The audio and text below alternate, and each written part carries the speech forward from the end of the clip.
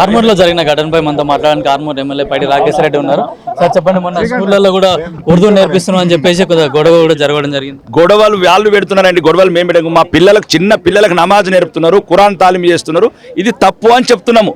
మేము మీ పిల్లలకు మీ మద్రాసాలకు వచ్చి మేమేమి హనుమాన్ చాలీసాలు చెప్తలేము. మీ ధర్మం మీది, మా ధర్మం మాది. మీ ధర్మం మీరుండండి, మా ధర్మం మేము ఉండండి. మా పిల్లలకు మీరు నమాజ్ ఎందుకు నేర్పుతారు? మా పిల్లలకు ఖురాన్ ఎందుకు నేర్పుతారు?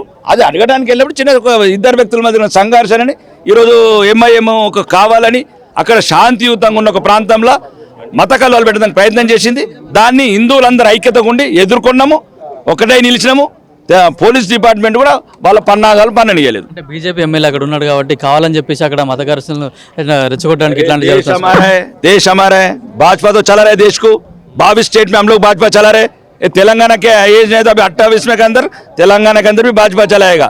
बीजेपी ఆర్మూర్లే కాదు, బీజేపీ ప్రతి చోటు ఉంటుంది. తెలంగాణలో ప్రతి నియోజకవర్గం బీజేపీ ఎమ్మెల్యే ఉంటారు రాబోయే రోజులలో. అంటే గతంలో కూడా ఇక్కడ నిజాం ప్రభుత్వం ఉంది, ఉర్దూ కూడా అప్పుడు మాతృభాష ఇక్కడ ఉండే అని చెప్తున్నారు వాళ్ళు. సార్ మేము ఉర్దూని అద్దంటలేము, ఉర్దూకు పర్మిషన్ తీసుకొని పెట్టండి, నేనే ఇప్పిస్తంటున్నా.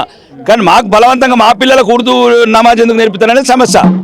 మీకు ఉర్దూ పెట్టుకోవడం ఇబ్బంది కాదు, ఉర్దూ పర్మిషన్ నేనే ఇప్పిస్తా. ఉర్దూ యూనివర్సిటీ ఉర్దూ కాదు. మా పిల్లలకు బలవంతంగా ఉర్దూ ఎందుకు నేర్పుతారు? తల్లిదండ్రులకు తెలియకుండా మా పిల్లలకు నమాజ్ ఎందుకు నేర్పిస్తారు?